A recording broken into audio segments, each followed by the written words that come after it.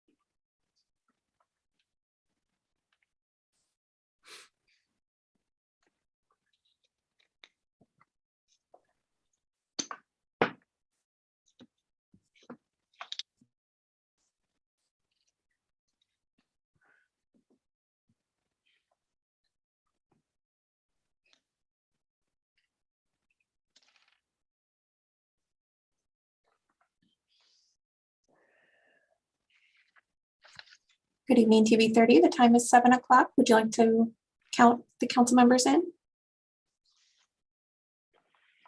Okay, I think we're all here. So welcome everyone to tonight's March 28th, 2022 virtual regular meeting of the Livermore City Council at 7 p.m. Calling the meeting to order. Can we have a roll call, please? Councilmember Carlin. Here. Councilmember Kick. Here. Councilmember Monroe. Here. Vice Mayor Bonanno. Here. Mayor Warner. Here. If you could join me in the Pledge of Allegiance, please. I pledge allegiance to the flag of the United States of America and to the republic for which it stands, one nation under God, indivisible, with liberty and justice for all. Thank you. If we and now, if the city clerk, if you're ready to make the announcement on the availability of Spanish, if you could do that, please. Thank you, Mayor. Good evening. Tonight's meeting will include the availability of Spanish interpretation over Zoom. All participants will see an interpretation button, which looks like a globe on the toolbar at the bottom of their Zoom screen and should select either English or Spanish. Please do not leave the selection on the default setting, as this will impact your ability to hear the meeting. Please note that the city is unable to see if members of the community are utilizing the Spanish interpretation channel. Therefore, you may notice pauses during the meeting as we give individuals who may want to provide comments using the interpreter some additional time. Any participants using the interpreter to submit a public comment will be given double the allocated time to submit their comments for a total of 6 minutes. If you experience any technical difficulties during the meeting, please email cityclerk@cityoflivermore.net. When participating in tonight's meeting, 1 comment may be given per person per item. Members of the public can participate by using the raise hand feature or *9 if calling in when the item begins. Please do not wait until the public comment period opens for each item to raise your hand. Instead, raise your hand at the beginning of each item. Once public comment opens, each participant's name will be announced and their 3 minutes will begin upon being unmuted. Residents using interpretation services will be provided 6 minutes to submit their comments. Please note, a speaker is not required to answer any questions from the City Council, and the City Council is not required to answer questions from the public. However, the mayor has the discretion to ask staff to address a speaker's comments when a council member believes it is relevant to a particular business item. The mayor will announce the conclusion of the public comment period after comments have been voiced into the record. Thank you, Mayor. Well, thank you. And at this point, we're going to reorder the agenda because we have item 6.1, which must start precisely at 7:05 p.m. So we will now pause until 7:05 and then begin with item 6.1. So, and City Clerk, you'll let us know when it's 7:05, please. Yes, I will, Mayor. Thank you.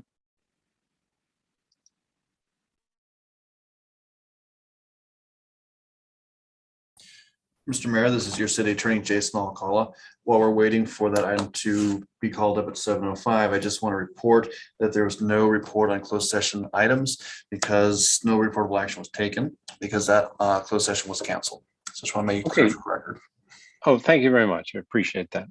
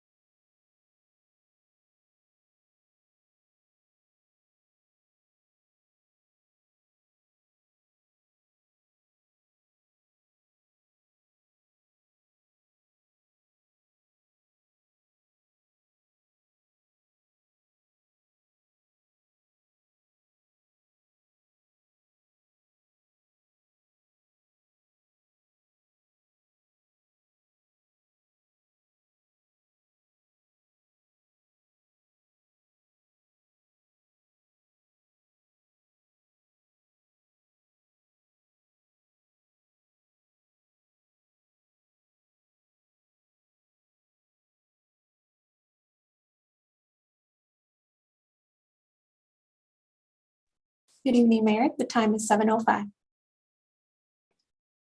Okay, thank you. We'll now begin with item 6.1. So our ordinance amending Title II, Chapter 214 of Elections of the Livermore Municipal Code, updating the city council district map and amending the boundaries and descriptions of each district. Can we have the staff presentation, please?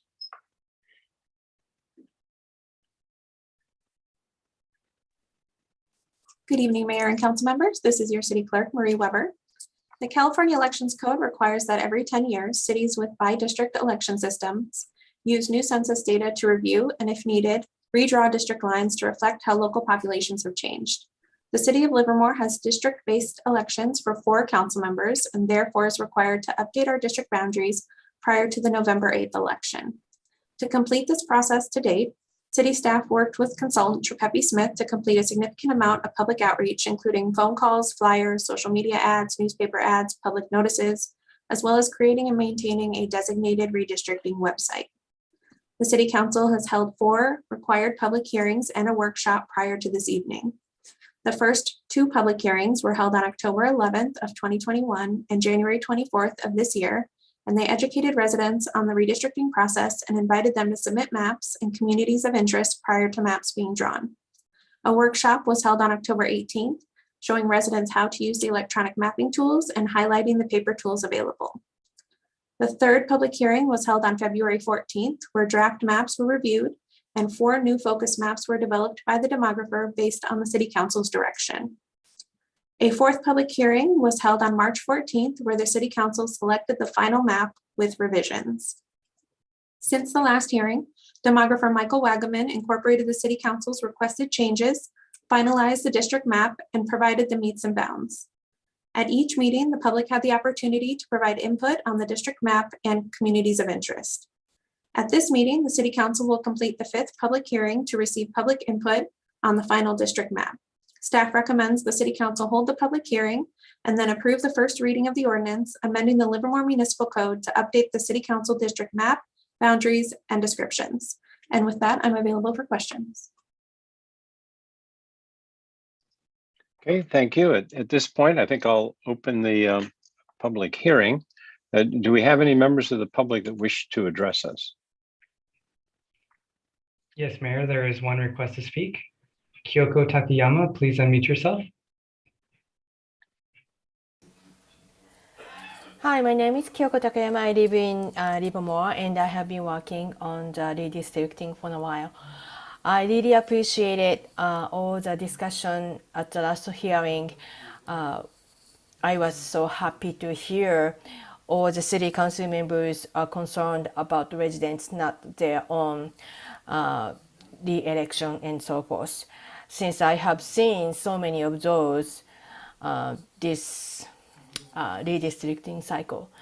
That being said, I would love to actually see city council members to establish students commission for the next redistricting.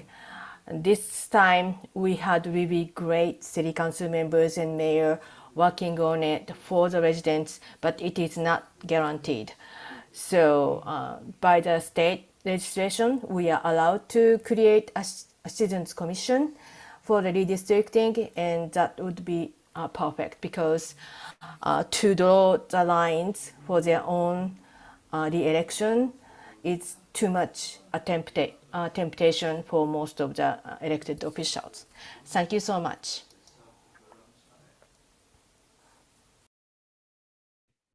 There are no more requests to speak. Okay, I'll close the public hearing. And if I may, I'd like to ask the city attorney or the city clerk a question. I don't believe tonight we can speak to formation of a commission, but that would be a later date that we would discuss something like that. Is that correct? Mr. Mayor, this is your city attorney, Jason Alcala. Yes, that would be an opportunity when you next revisited your redistricting in 10 years after the next decennial census. You would have that opportunity at that time to consider whether or not to form a commission to deal with the district reboundaries. Okay, thank you. I just want to make sure, though, we could wait up to that period of time, but any time between now and then, we could discuss that if we wanted. I would have to actually revisit that because the elections code contemplated that that is concurrent with the redistricting process. You're actually concluding your redistricting process now, and it would be something that would begin with your next redistricting process. So I don't know if there's an opportunity between this one and the start of the next one to have this conversation, but I can look at that for you. Okay, thank you. I appreciate that. With that, I will now bring it back to the council. Any questions for the city clerk on this item? Any comments or any motion? Councilmember Kick. I think it makes sense that it needs to be part of the next redistricting process. I'm wondering if there will be a comprehensive, record of this moment. So if we, as a city council, can say that this idea was brought up, and we, as this city council suggests, future city councils look into it. If it's possible to put that in written record, that might be a way to address it without breaking the rules of redistricting, just to say that it was brought up and seemed favorable, potentially favorable. So I will let Councilmember Monroe go on, and then I'll wait for a motion. Okay, if I may, I think what I heard the city attorney just say is he would look into it, and that we will be getting back a report on what's possible and everything. So I think we'll take care of it appropriately for the record that way. Is that correct, city attorney? Mr. Mayor, we will provide that information to the city council, and it will be provided to the city clerk as well. And we can keep it in the city attorney opinion file, and it can be located there during the next redistricting process. Okay, thank you. Councilmember Monroe. I just wanted to thank staff, especially city clerk and city clerk's office, and the consultants for a job well done in shepherding us through this. And if it's appropriate at this point, I'd be more than happy to move the recommendation. Good. Make the rest of us happy then too. So you've moved All right, it, so right? move. Okay, is there a second? Let's see, who was that? Councilmember Kick. I'll second. Okay, good. Moved and seconded. Any discussion on the motion? At this point, we can all, I'm going to say something, and then the rest of, if you want to add in, you can. I just want to also thank everybody who participated, especially the members of the public. We had quite a lot of input, and I want to say is that I think the final map that we drew was really based on that input, and that's where we are. And just appreciate it. I think it was quite smooth this time. I think I also want to acknowledge that we had the advantage of we weren't coming at this from nothing. And we had a map, and with the community input, we appropriately adjusted it so that we got closer to the a smaller variance. I think we paid a lot of attention to the communities of interest, and I'm quite pleased with both the process and the result. Anybody else want to say anything? Otherwise, we can do a roll call vote. Oh, Councilmember Carlin. Yeah, I just echo my thanks as well, and I appreciated the minor tweaks at the last meeting that really addressed some of the concerns that I had, and I appreciated my fellow council members from recognizing that and making those final tweaks just before we voted. But I think we did a nice job, and I appreciate the demographer and the work that he put into this, and all the other folks that were involved. So thanks. Yeah. Okay, so it was a very good. Okay, well, do a roll call, please. Councilmember Carling, Aye. Councilmember Kick, Aye. Councilmember Monroe, Aye. Vice Mayor Bonanno, Aye. Mayor Warner. Aye, that passes unanimously. So thank you. We're now on to item 3.1, which is really good. It's a 2021 Livermore Fishing Award presented by our cybersecurity manager, Donald Hester, to Public Works Management Analyst, Anthony Smith.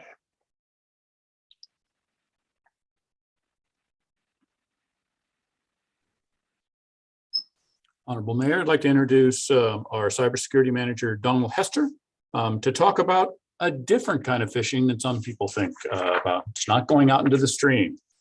So, Mr. Hester? Thank you.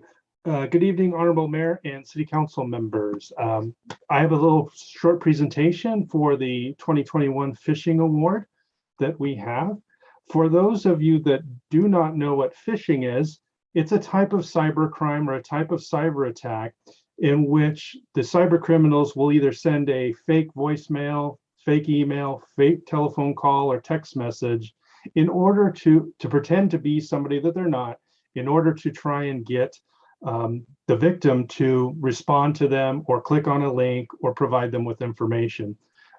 Another city in Northern California was hit with such an attack, where someone pretended to be the city manager, asked the person to send all the W-2s for all the city employees to them, and said they were in a meeting and it was very important that they got it right away.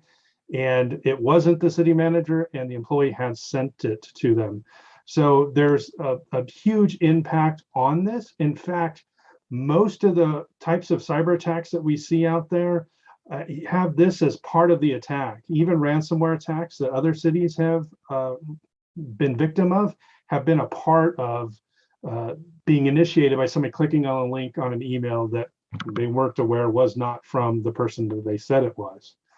And so we can see what we have done here at the City of Livermore is to do things a little bit differently.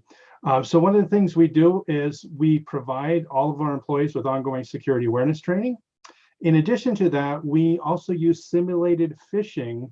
In other words, fake emails that we send out to test our employees. And it's not necessarily a test, it's also a learning experience for them. We take what we see that the bad guys are using, and we try to use that so that they can recognize those types of attacks. And so that's a part of our response here at City of Livermore doing that. In addition to that, we also have cybersecurity alerts. We have other technical controls in place, and we allow our employees to report phishing attempts. That way, if we see a phishing attempt and more than one person reports it, then we can let all the employees know that, hey, some type of bad guys are trying to trick you with this type of email. We show them what the email looks like. And part of that, we also do this award, which is a part of our positive reinforcement for a job well done. For the citizens out there, we also have cyber safety resources for you. If you look on our webpage at the link below, you can find those resources and we can explain to you what you can do to help prevent phishing for yourself. With that, I wanted to announce our award winner for 2021, which is Anthony Smith from Water Resources. He reported the most number of actual phishing attacks for the year of 2021. And because of his reporting of that on a regular basis, he helps keep Livermore cyber safe. And with that, I am finished with my presentation.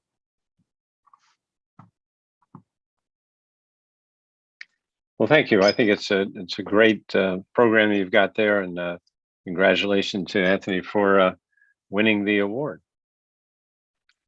Anybody else want to comment? Or Vice Mayor Bonanno?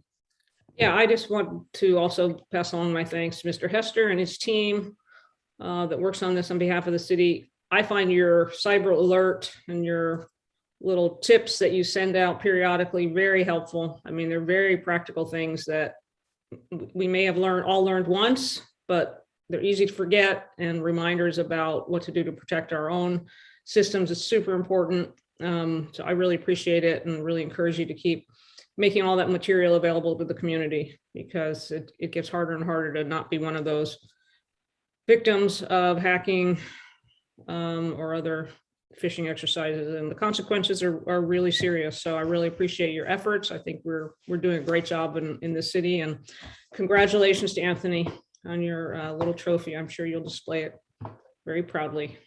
Thanks very much. Appreciate it. Okay, thank you. We're now on to item 4.0 Citizens Forum.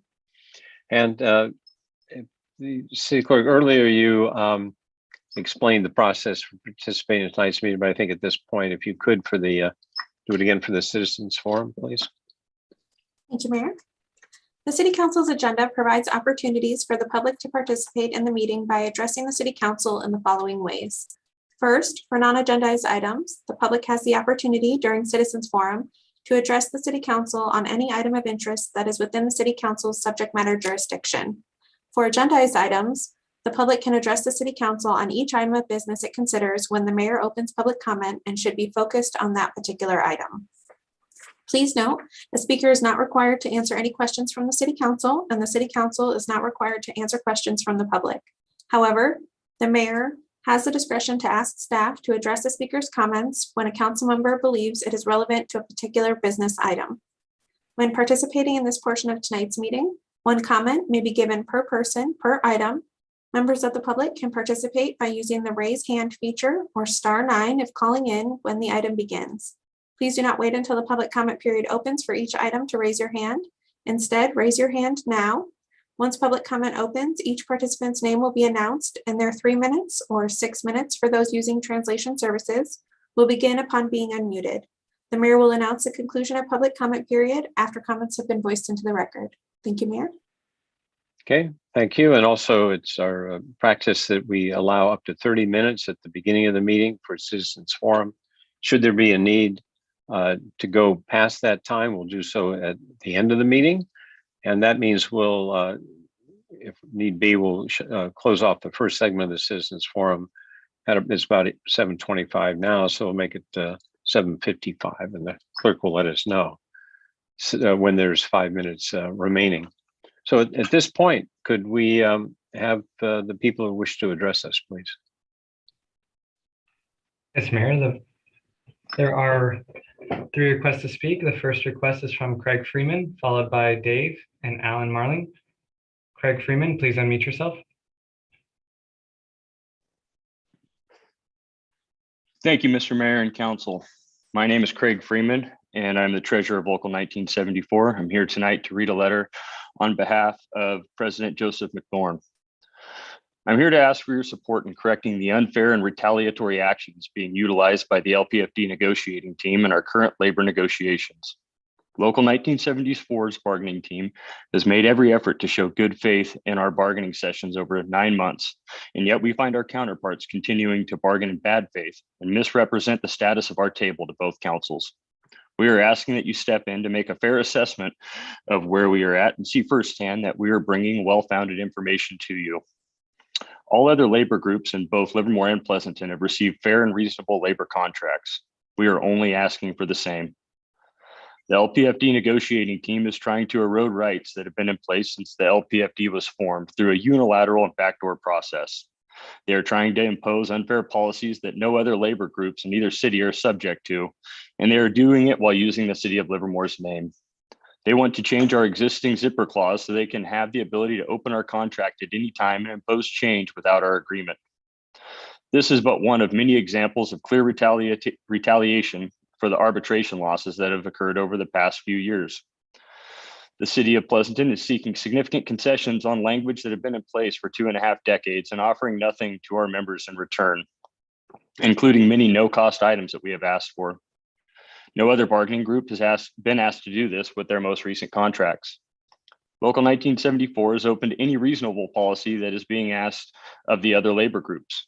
We have offered a reasonable substance abuse policy that 90% of the federal government agencies use, but the city of Pleasanton refuses to accept our position and wants to impose a harassing and targeting substance abuse policy that is disrespectful to our members. They also admit that none of their management team or fire administration will be subject to any such policy. The LPFD negotiating team is asking for an unfair and punitive policy. The cities have spent over $500,000 on attorney fees over the last 4 years fighting against us and its own firefighters through the city of Pleasanton's retaliatory and unfair practices. This number continues to soar every day that our negotiations are left unchecked. The city of Pleasanton has lost recent arbitrations and is now bleeding taxpayer dollars trying to relitigate these defeats. We are already seeing the negative impacts of being 87 days without a contract. Just today, Livermore's tiller truck was out of position all day to train our recruits in Pleasanton. Emergency responses are being delayed due to a lack of coverage. We have lost a large number of qualified candidates to other cities such as Fremont and Hayward because of this unsettled contract and the poor relationship between Local 1974 and our employer. We are continually losing out on attracting the most qualified candidates because of our treatment by the city of Pleasanton. Our firefighters put our lives on the line every day, and we sacrifice our minds and bodies for Livermore. We have proudly been on the front lines for 2 years of a pandemic. We are asking for your help. Thank you. Next speaker is Dave, followed by Alan Marlin. Dave, please unmute yourself. Hi, Dave McGuigan. Having finally received a response to my complaint that has been withheld for over 2.5 years, I was not surprised to find that response non-responsive. When you get a letter from a lawyer, you have to realize that lawyers are just like whores. They'll take any position for money. So when you get a letter from a lawyer, you have to look at to the John, or the Bob in this case, to know whose position the lawyer is taking. And so, Bob, you own it. The definition of unfounded is the events didn't happen or didn't involve department personnel. Let's take requiring of a physical and DMV review before I get my license back. Now, my doctor didn't understand why this was being required.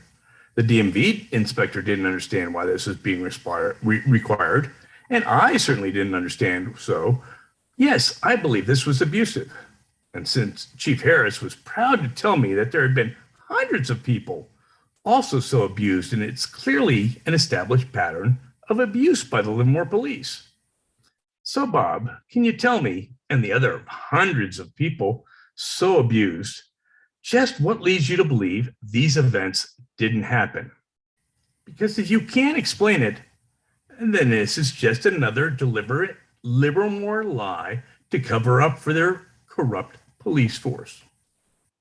Since my response was apparently deliberately withheld, it's not surprising, after being forced to produce a response because the entire city council was informed, you chose to lie. Until I get a response that actually addresses the complaints, this is not going away. So, Bob, you might want to try a different position with your lawyer. Maybe you want to try being on top for once. And I yield the remainder of my time. Next speaker is Alan Marlin, followed by Kyoko Takayama. Alan Marlin, please unmute yourself. Mayor and council members, you may have seen the recent headline that Los Angeles must add more than 250,000 homes to its zoning plan. That will be difficult, but we must all do our part to meet the challenge of California's housing shortage. We have both legal and moral obligations to. Currently, teachers, vineyard workers, and police support staff who serve Livermore with their labor cannot afford to live here. And people who once lived here are being evicted onto the streets. Councilmember Carling reported every homeless person he talked to grew up in this Golden Valley. To block affordable housing, there must be a darn good reason. Claiming a town is mountain lion sanctuary isn't one, as Woodside tried, and neither is concern over Livermore's aesthetic character, whatever that means. The special interest group SLD likes advertising an old picture of Eden housing from city staff that doesn't represent the contractor's vision. In reality, Eden housing will look fine, but even if it were ugly, that wouldn't be a good enough reason to block affordable housing. What is ugly is keeping the working class out of Livermore. Blocking affordable housing has undertones of classism and racism. National Low-Income Housing President Diane Yentl explained, quote, African Americans represent 13% of the general population, but are 40% of people experiencing homelessness and more than 50% of homeless families with children. Black families are 26% of all extremely low-income renters, end quote. I should hate to think that calls for preserving Livermore's aesthetic character are racist dog whistles. Even if that is not the intention, it's wrong of the special interest group SLD to oppose affordable housing. It was wrong of them to claim we had other options when the, quote, alternative plan, end quote, was unrealistic and would not have been built for years, if ever. The housing crisis is happening now, and it's wrong to fund and lead this special interest group, as are LVPAC board members Joan Sepula and Jean King. Livermore Valley Performance Arts Center runs a bankhead, and it's unbecoming for its board members to block the housing this community needs to thrive. Thank you.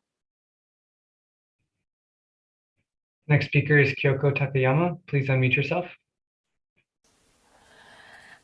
I again would like to thank the city staff and city for their effort for the COVID vaccinations.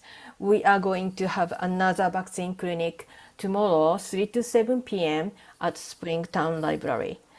However, while Alameda County is almost reaching to the 90% vaccination rate for at least one dose and fully vaccinated 83.2%, Livermore is about 5%, 5 points behind, 84% for at least one dose and 78% fully vaccinated. Apart from that, we do have the census tract below 70%, 3 of them for the fully vaccinated, and low 70s for fully vaccinated, another 4 census tracts. So we are still not there for the vaccinations, especially the children's vaccination rates are behind.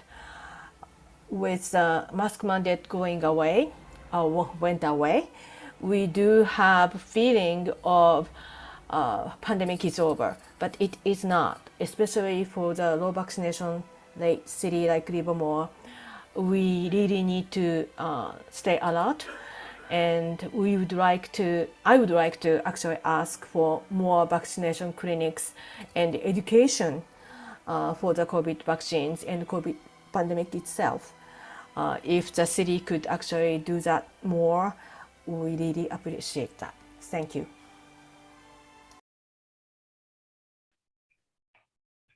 Mayor, at this time, there are no more requests to speak. Okay, I'll close Citizens Forum. We're now on to the item 5.0 consent calendar. And consent calendar items are considered routine in nature and acted upon by the City Council with a single action. The members of the audience wishing to provide public input must use the raise hand feature during the public comment period to comment on any of the consent calendar items. At this point, I'd like to ask if is there anybody from the council who'd like to pull any items for discussion? Okay, So now I'll open public comment on the consent calendar. Is there anyone who wishes to address us? Mayor, no comments have been received. Okay, thank you. Close public comment on the consent calendar. Well, look at that. Lots of hands going up. Councilmember Kick. I'll move that we approve items on the consent calendar. Great. And Councilmember Carly. I'll second that motion. Okay, thank you. Any discussion? If not, can we have a roll call, please? Councilmember Carly, Aye. Councilmember Kick, Aye. Councilmember Monroe, Aye. Vice Mayor Bonanno, Aye. Mayor Warner. Aye, motion passes unanimously. We're now on to 6.2. 6.1 we covered earlier in the front of the agenda. And 6.2 is a hearing to consider the Housing Element Annual Progress Report, which tracks the city's progress towards implementing the housing element of the general plan and meeting its regional housing need allocation, otherwise RHNA, pursuant to Government Code Section 65400. Can we have the staff presentation, please? Honorable Mayor, this is Mark Roberts, your city manager, and I'd like to introduce Tricia Ponto, associate planner, who will lead us through this presentation. Ms. Ponto?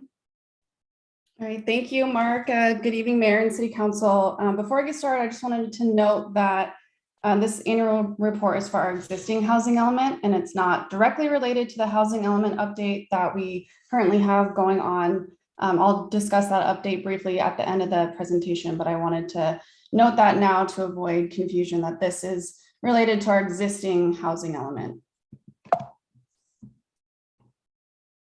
So the housing element is one of the mandated elements of general plans in California, and its purpose is to help local governments adequately plan for existing and projected housing needs.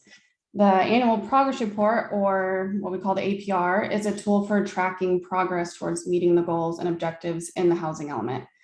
The state law requires that we submit the APR by April 1st, and filing it on time also keeps the city eligible for various housing grant programs. So if the council accepts the APR this evening, staff will file it with the state by the April 1st deadline. So over the past few years, the state has passed some pretty extensive legislation that expanded the reporting requirements for APRs. Prior to 2017, the reporting requirements essentially included the number of building permits that we issue by income level and our progress implementing the programs in our housing element. This 2017 state housing legislation package added additional reporting requirements, which are here in this red box. And they basically gives the state a more comprehensive view of how projects move through the various stages of approval, from entitlement to building permits to final building permits. And then the newest reporting requirement is the surplus property central inventory that is an official list of surplus public land that could potentially be used for housing.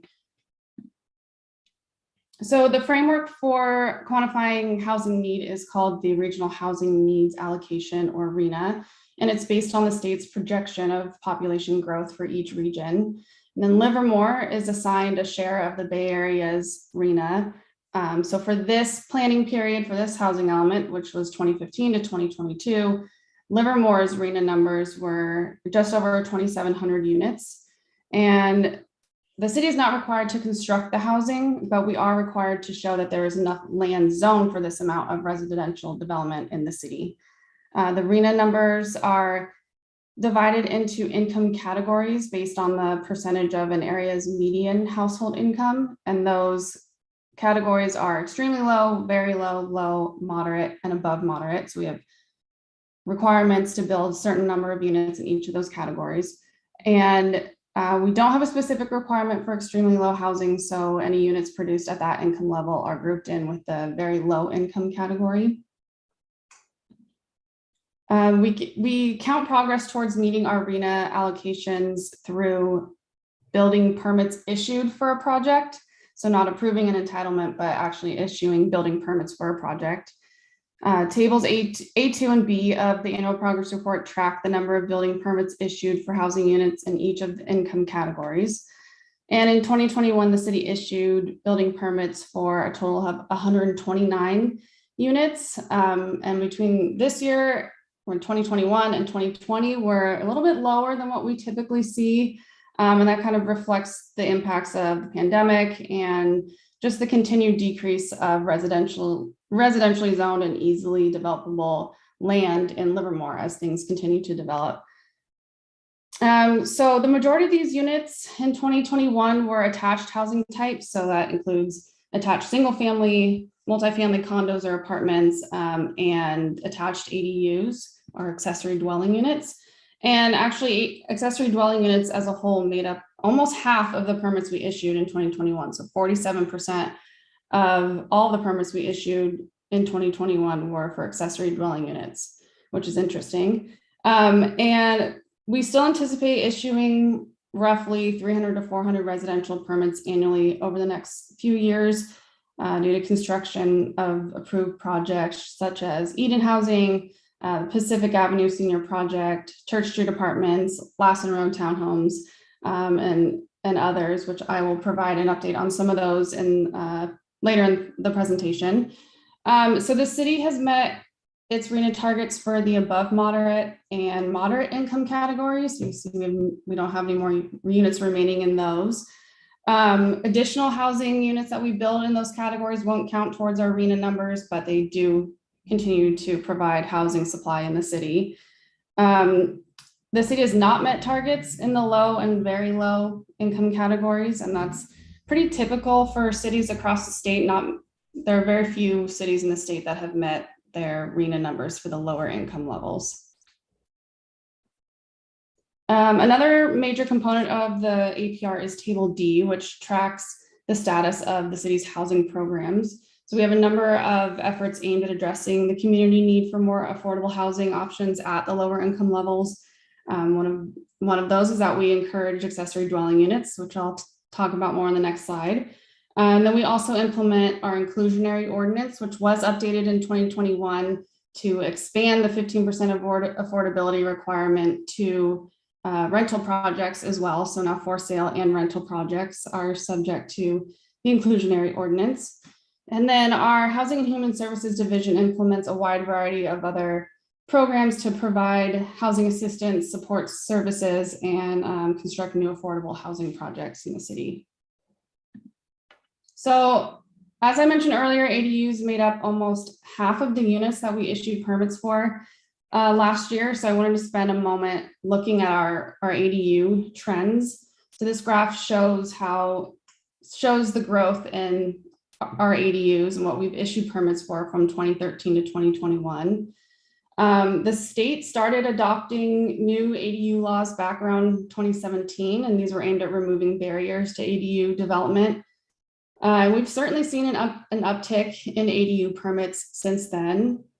There are likely a number of reasons why an ADU may have become a more attractive option for a homeowner over the past few years, but this sort of suggests that ADUs are becoming easier to build, at least in Livermore, and I'm assuming there's a similar trend throughout the state.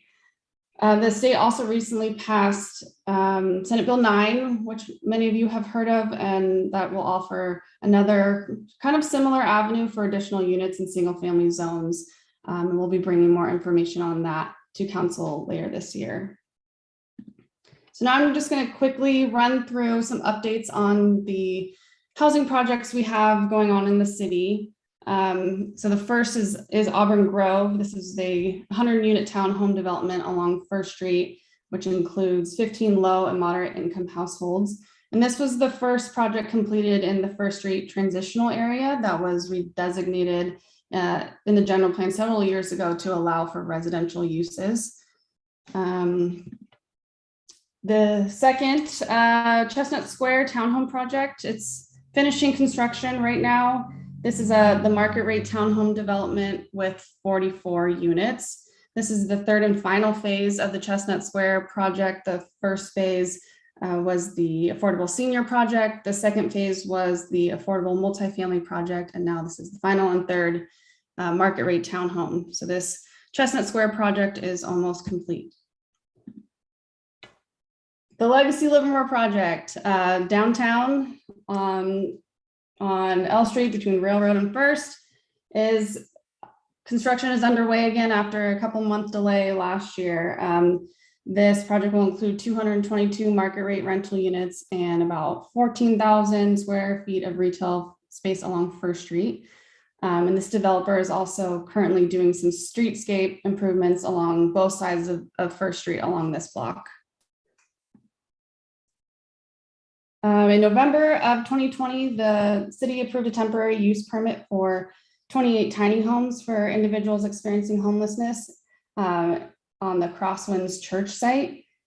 This village is called Goodness Village, and there was a ribbon cutting ceremony on May 21st of last year.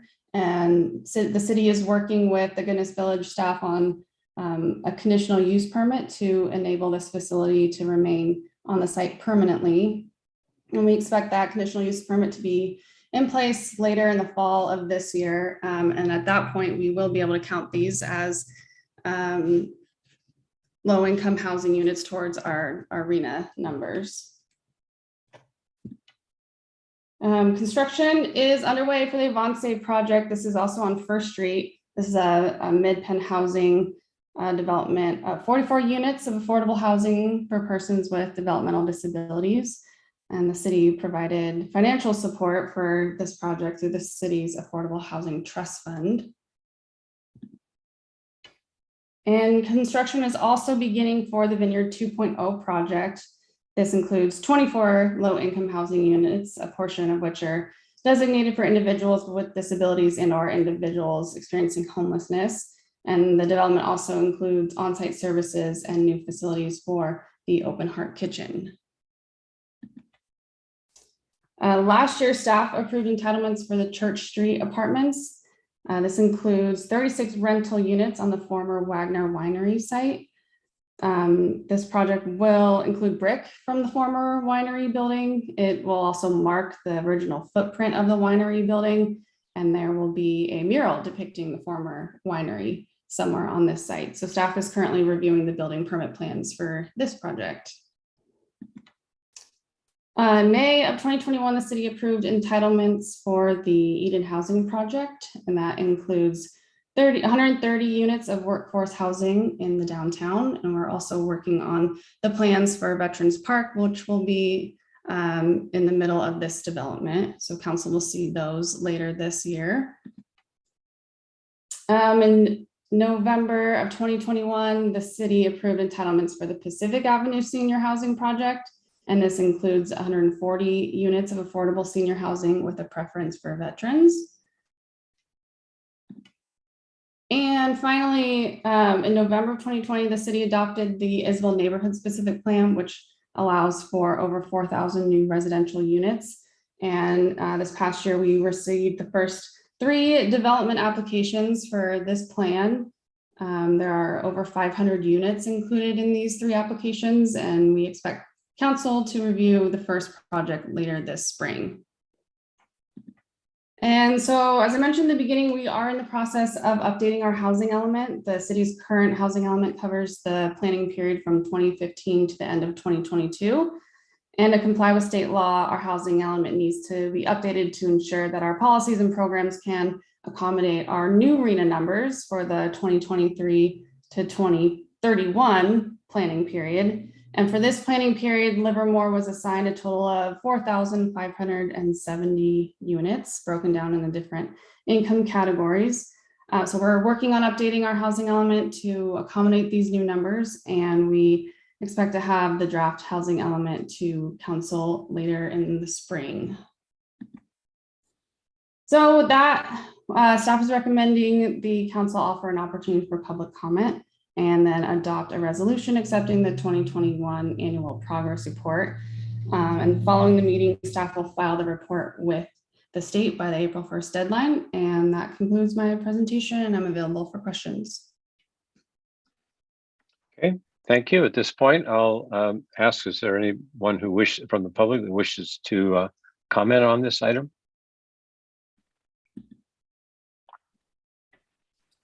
Mayor, no comments have been received.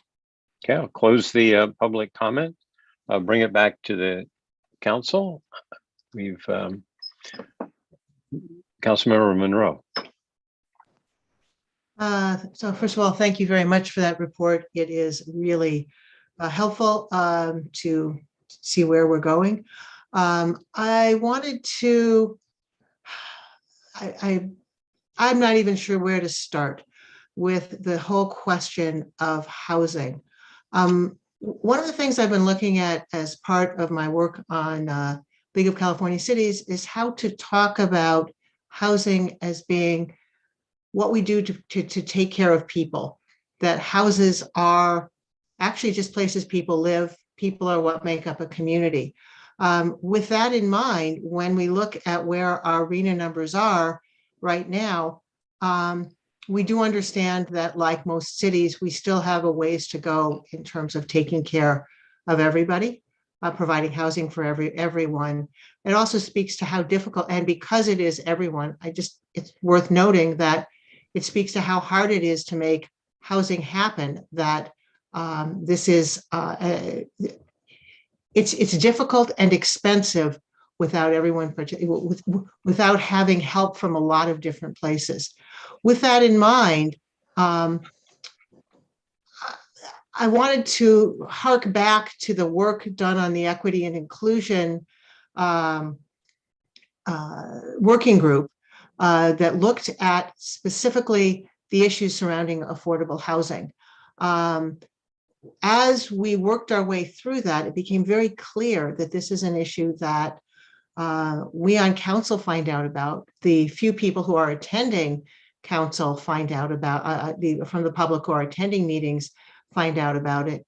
But it's not something, it's very complicated, both understanding the relationship between the state, the region, and the city, and then understanding how funding happens and the difficulties in making housing at all levels happen for people. Again, going back to, this is about taking care of people, building thriving communities. I really just want to make sure that background, that context is out there. But as we go forward, I would like to have some way of communicating all this information to the public in a meaningful way, including, by the way, I might say that RHNA is Regional Housing Need Allocation, and it happens every 8 years from the state as we look at where our population is and who needs housing. So with that, thank you very much. I really appreciate the work that's been done. And I'm not going to move anything yet because a lot of other people have to still speak. Councilmember Kick. I have a couple questions about ADUs. I found that interesting. Tricia, if you can let me know what is and if you don't have this in front of you, please, if you could send it in a memo to us, that would be great. What is the definition of an ADU versus an add-on to your home? I'm wondering specifically about how many of these are potential livable units versus maybe home offices. We've seen a huge jump in work from home with remote work. And I just don't know. I don't know if it's necessary to track that and how we track that if that's the case. Yeah, so there is a clear distinction between an ADU and then a normal home addition. So an ADU has to have complete living facilities, cooking and a full bathroom, and it's kind of, even if it's added on to a house, it has to be separate from the rest of the house and have an exterior entrance into that unit.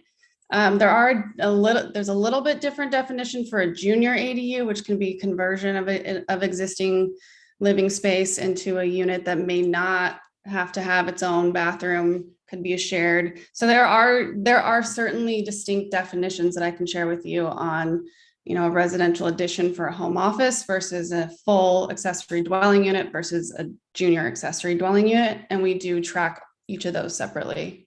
Okay, great. That's really helpful that there are those clear definitions. So we are tracking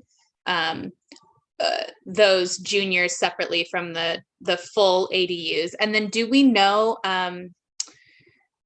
I know that this isn't necessarily part of our requirements, but do we know how many of those ADUs move on to the rental market versus being used by the person that lives in that home?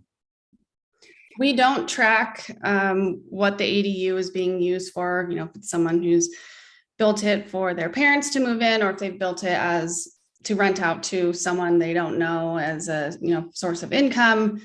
We don't track that. I know that the Association of Bay Area Governments did do a preliminary study on ADUs in the Bay Area and what rents they're being rented out at, what if it's owner occupied or if they are being rented out.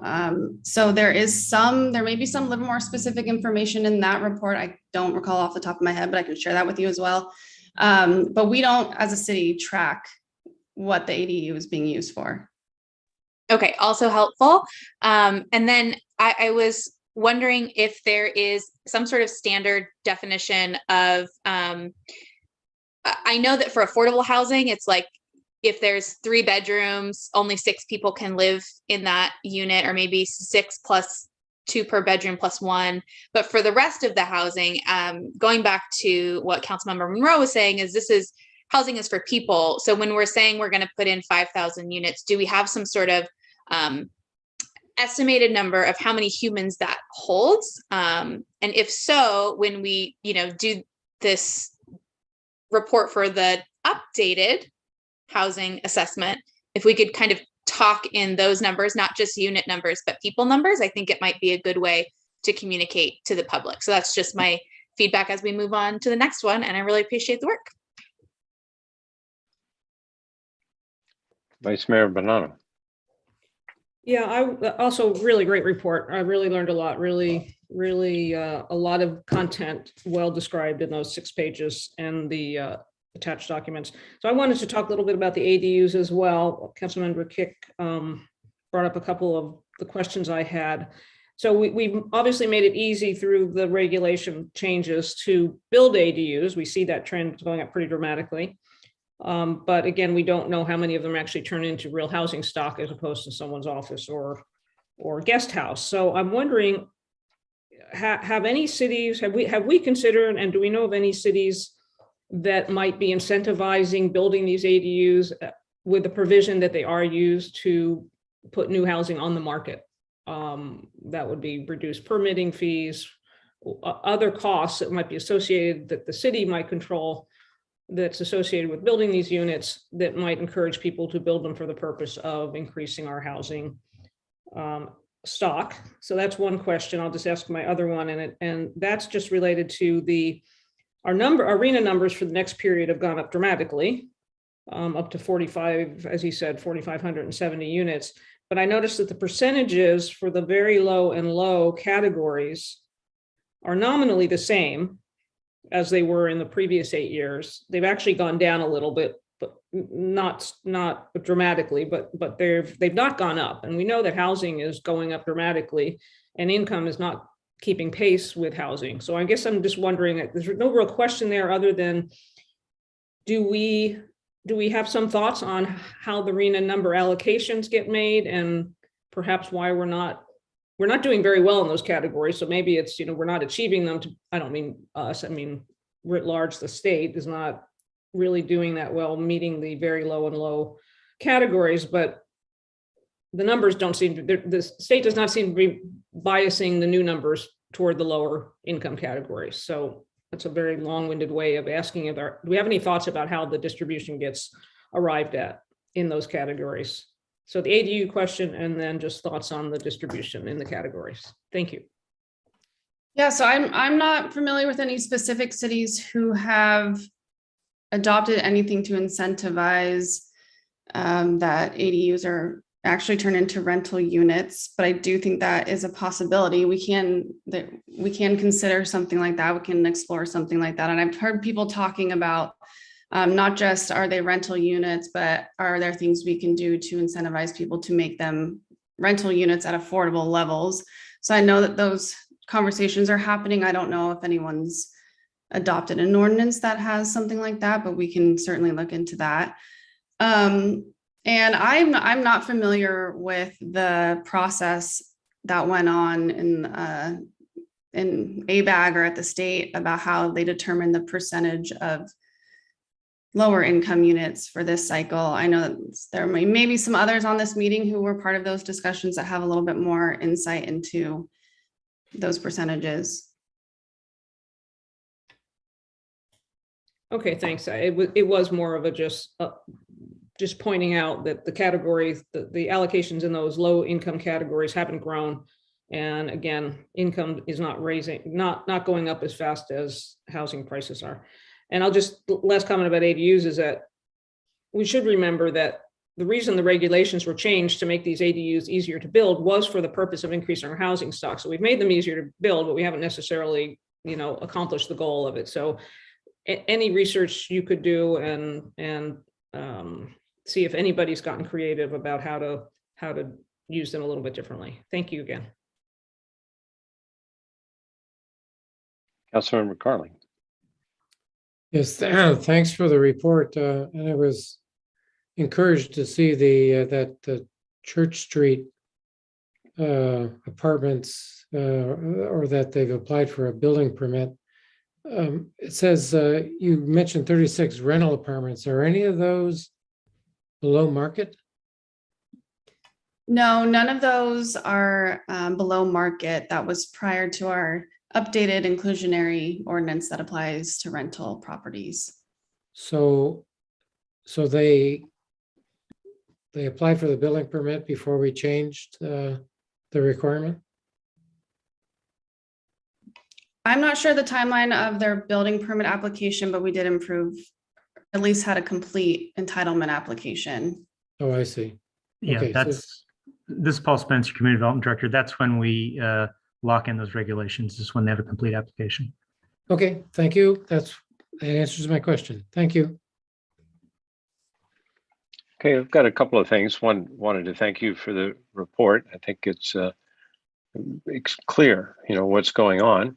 Second thing I want to mention, and for people who don't know about it, with respect to the RETA number process, the state auditor has put out a report showing that there are some improvements that are needed in that process. So I would just recommend everybody read that. I don't know what we can do about it, but it's interesting to see what happened. And then the other thing I want to say is that you can see that it is very difficult to get the units at the low income end of the spectrum built. And so personally, I find it really disappointing, maybe reprehensible, that we are faced with frivolous lawsuits without merit to try and block this kind of housing. So I think that as a community, we could do much better. So with that, do we have a motion here? Councilmember Monroe.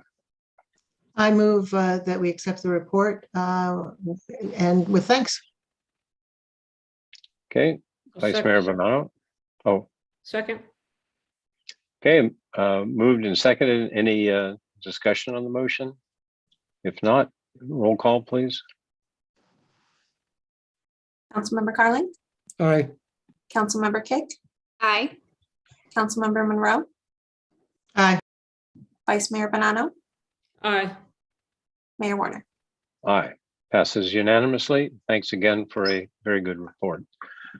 Item 7.0, matters for consideration. We have none, so we're on now to council committee reports.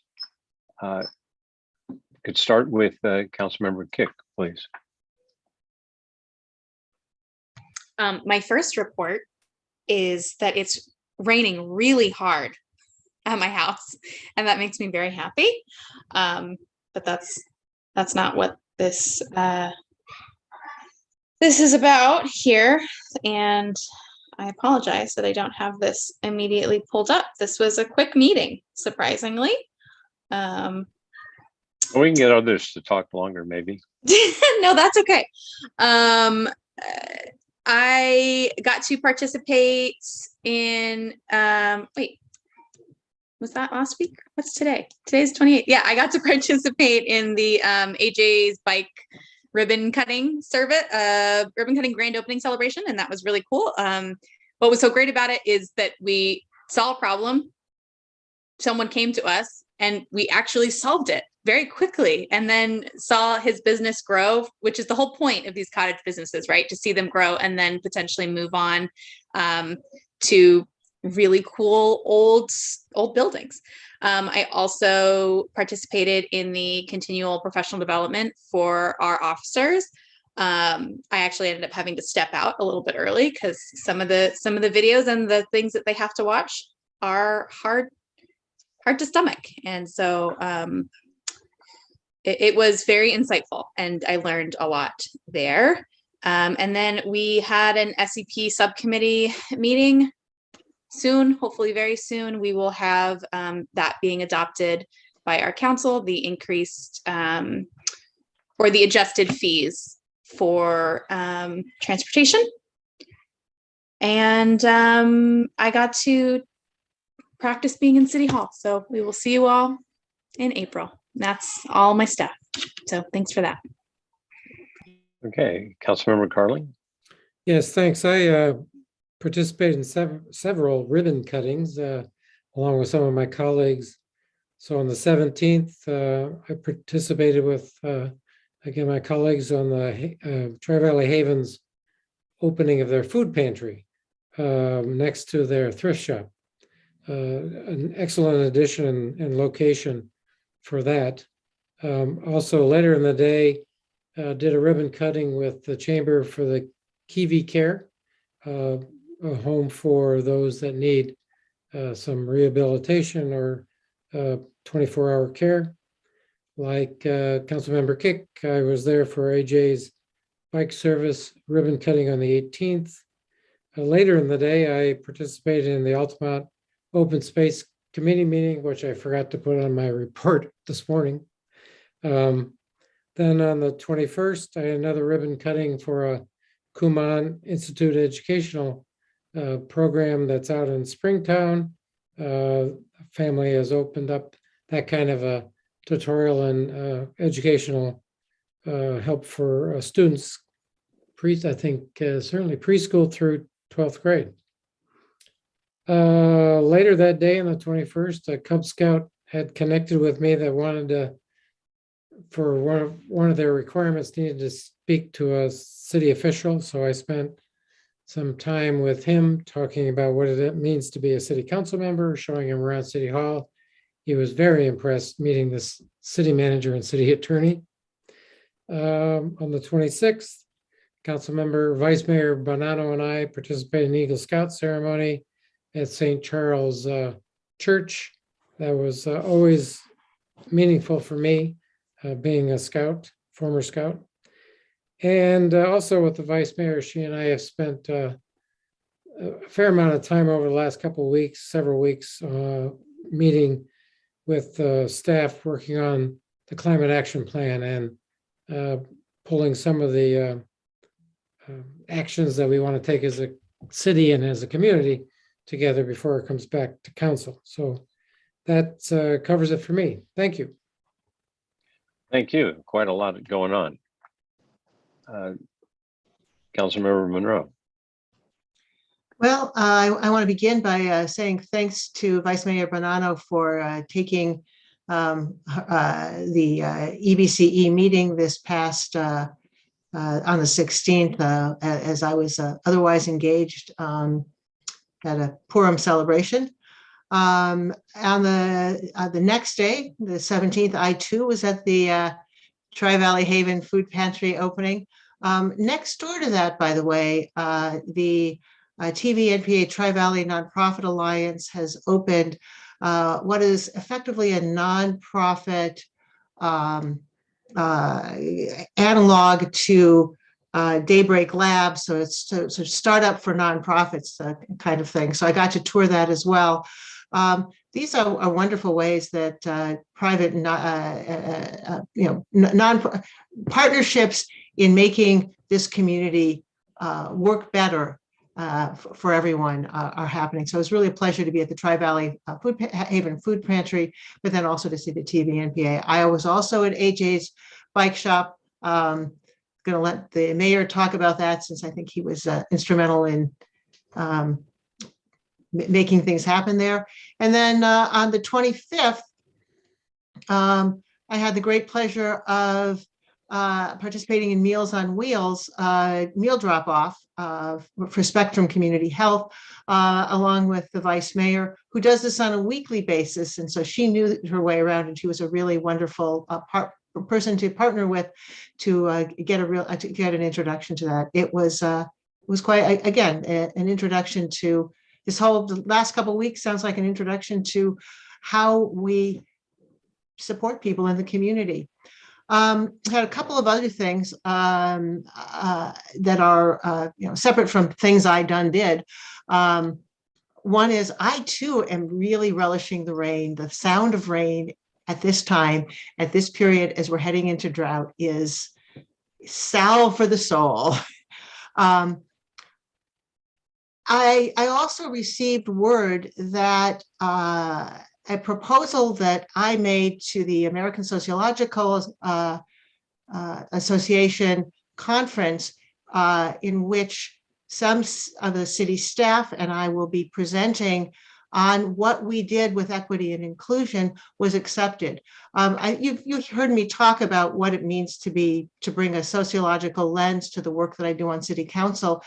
I feel like this is a really wonderful opportunity to return the favor and to explain to sociologists what it's like to actually deal with problems in the real world and make them happen get shit done, as the saying goes.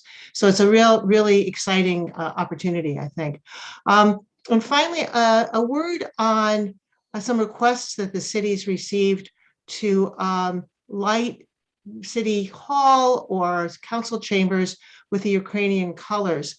I've done some thinking about this, and I'm not going to ask that we do this for a couple of reasons. But I think it's worth bringing out. Why would I say something for? I'm not going to ask, but because I think that the question is worth thinking about a little bit out loud. This is a particularly tragic situation of particularly bad actor on the global stage, acting in ways we haven't seen since perhaps World War II, arguably. And yet, two things. First of all, they're not the only bad actors. They're the biggest and loudest right now. And second of all, we have a long-standing city norm of staying focused on Livermore policies.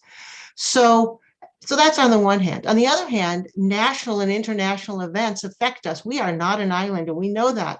Over the past several years, we have seen very clearly that state, national, international events have profound effects on our city life. So how do we determine what do we do for whom and when? When do we take symbolic action that is beyond the place of the city? What I'd like to propose is that we all think about that as council members, but that this then show up as part of norms and values, which I realize is a long time from now. However, this is not going to be something that goes away. This will be an ongoing question. So to those people who will be remaining on council, I would like to suggest that you take this, think about it, and get your comments from the rest of us before over the next the rest of this year. And that concludes what I have to say. Okay, thank you, Vice Mayor Bonanno. Yeah, well, let's see. Everything that everybody else did, I did too. Most of what I did has already been mentioned, but a couple of things. I think I spent more time with Councilmember Carling this past couple of weeks than his wife did. So I've enjoyed that immensely. And he reported out on most of the climate action work that we've been doing. And I think we're doing good work there. Hopefully staff thinks so as well. The one thing I will mention besides that is that no one did mention was the welcome reception for our new administrative services director, Ms. Olson. That was a pleasure to meet her, and for all of us, I think we're there. No one mentioned it, so I thought I would. Welcome. We're really happy to have you aboard, and I think that's, one more thing. Councilmember Carling, yet again, in his modesty, he was a scout, but he also was an Eagle Scout, which, as I've learned in the ceremony that I attended with him this past Saturday, it's really a really considerable achievement. And the three young men we got to celebrate are really terrific kids. Not so much kids, but their families were so proud. And I just think it's one thing to be a scout, but it's another to be an Eagle Scout. So that's it for me. Thanks. Okay, thank you. And with what you all reported out, members of the public can see just how much the council does in other venues that are very good for the community. A couple of things I'll mention AJ's Bike Shop, and that was a case where he had a problem with our ordinances. He brought it to our attention. City council and staff worked expeditiously to get it fixed, got the ordinance changed, and then he eventually evolved and has got his own shop. And what's also good was not only did we have the city council at that ribbon cutting, we also had the Chamber of Commerce. And AJ was also recipient of a scholarship from the Chamber of Commerce to bring him into the chamber, initialize him into that, shall I say. So that's a good program that the city council or the city staff worked on to make that available with the chamber. And the whole idea is to help our emerging businesses. So there's a lot of good aspects to the AJ Bike Shop story. I attended the officer training with Councilmember Kick, and it's very powerful to see that. And I think I just want to acknowledge our police department for very seriously taking training, that we need for them and doing it well. And I was very impressed with the role playing and how the officers reacted to the situations that were presented to them. So I'm very happy to see that going, and that not every jurisdiction does it. And I think we can be glad that we have a very good department, and they're always striving to be better. The last thing I'll mention is the Alameda County Transportation Commission meeting that I recently attended. The one item on that agenda that I would recommend everybody kind of look up is what they were doing on the San Pablo Avenue corridor, running, just through Berkeley and the surrounding cities. And that's a very difficult street to figure out. It's got buses and pedestrians and cars and bicycles and businesses and a lot going on. And they're working to try and make that more variety of transportation modes friendly. So I recommend people look at that item because it does have applicability as we think about East Avenue. And so East Avenue is not going to be simple. And the other thing I want to mention is that John Bowders, who's the mayor of Emeryville, who's the chair of ACTC at the moment, when I was talking to him recently, and he's thinking of getting a team from Holland out here to educate the cities and staff on what it takes to do this, the active transportation plans. And so that opportunity will be there in the fall, and that there will be a chance for some of our staff to participate in master classes on how to do that, as well as some of the council members that might want to attend on just how these projects require a lot of communication with the public. So I just want to put that out. So that's a good opportunity that I think we should avail of ourselves of to improve what our thinking around East Avenue. So that's all I have. And now I'd like to we'll adjourn, and it's to a regular city council meeting on April 11th, 2022 at 7 p.m. And this is going to be something, first time we're going to use the building. It'll be at the Civic Center Meeting Hall, City Council Chamber, and it's 1016 South Livermore Avenue. And we're also going to hold it virtually via Zoom. So it'll be interesting experience because it'll be the first time ever for us in the chambers for real. And it'll be hybrid. So looking forward to seeing everyone there. So with that, we're adjourned. Good night, everyone. Good night.